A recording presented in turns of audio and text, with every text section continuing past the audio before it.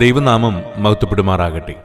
അനുദിനം നമ്മുടെ മനസ്സിലേക്ക് ചില ചിന്തകൾ കടന്നു വരാറുണ്ട്.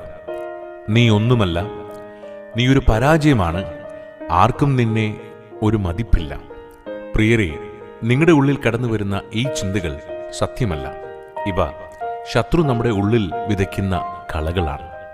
എഫേസ്യർ 2:10 പറയുന്നു, നാം അവന്റെ കൈപ്പണിയായ സൽപ്രവൃത്തികൾക്കായിട്ട് ക്രിസ്തുയേശുവിൽ സൃഷ്ടിക്കപ്പെട്ടവരാകുന്നു. നീ പരാജയമല്ല, നീ നഷ്ടപ്പെട്ടവനുമല്ല.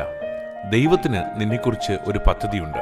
അതുകൊണ്ട് ഇന്ന് ഈ കള്ളശബ്ദങ്ങൾ പുറത്താക്കുക. ദൈവത്തിന്റെ സത്യത്തെ ഉള്ളിൽ വഹിക്കുക. കാരണം നീ കേൾക്കുന്നതാണ് ഒടുവിൽ നീ വിശ്വസിക്കുന്നത്.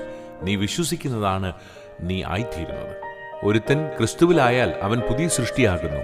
പഴയത് കഴിഞ്ഞുപോയി, ഇതാ അത് പുതുതായി തീർന്നിരിക്കുന്നു. ആകയാൽ പ്രിയരെ, അവന്റെ സാന്നിധ്യം നിങ്ങളെ പുതുക്കും. അവന്റെ ശക്തി നിങ്ങളെ ഉറപ്പിക്കും. അവന്റെ തിരുരക്തം നിങ്ങളുടെ പാപങ്ങളെയും ദൗർബല്യങ്ങളെയും കഴുകി നീക്കും. വചനം നമ്മെ ഓർമ്മപ്പെടുത്തുന്നു, എന്റെ കൃപ നിനക്ക് മതി, എന്റെ ശക്തി ബലഹീനതയിൽ തികഞ്ഞു വരുന്നു. ആകയാൽ ക്രിസ്തുവിന്റെ ശക്തി എന്റെ മേൽ ആവസിക്കേണ്ടുന്നതിന് ഞാൻ അതിസന്തോഷത്തോടെ എന്റെ ബലഹീനതകളിൽ പ്രശംസിക്കും. ഈ വചനങ്ങളാൽ ദൈവം നിങ്ങളെ അനുഗ്രഹിക്കുമാറാകട്ടെ.